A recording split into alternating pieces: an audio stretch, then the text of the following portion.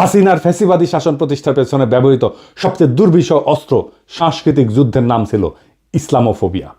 দেশের ধর্মপ্রাণ সংখ্যাগরিষ্ঠ মানুষ, আলেম ওলামা, মাদ্রাসা ছাত্রদের বিরুদ্ধে লাগাতার এই অস্ত্র ব্যবহার করে হাসিনা যুদ্ধ চালাই গেছে। 2013 সালের 5ই মে শাপলা চত্বরে রাতের অন্ধকারে লাইট লিভায় রাষ্ট্রীয় বাহিনী দিয়ে নারকীয় হত্যাযজ্ঞ পরিচালনা করা হয়েছে, যে হৃদয় বিদারক ঘটনাটা আমাদের ইতিহাসে একটা সুগভীর ক্ষত সৃষ্টি করছে। ব্রিটিশ উপনিবেশিক শাসনকাল থেকে শুরু করে সকল আজাদী আন্দোলনে, অধিকার আদায়ের সংগ্রামে এদেশের ধর্মপ্রাণ মানুষ, আলেম ওলামা এবং মাদ্রাসা শিক্ষার্থীদের অংশগ্রহণ, আত্মত্যাগ এবং অবদানকে সবসময় অবহেলা, আড়াল এবং মুছে দেওয়ার একটা দুষ্ট ক্ষত আমাদের ইতিহাসে গেড়ে বসছে।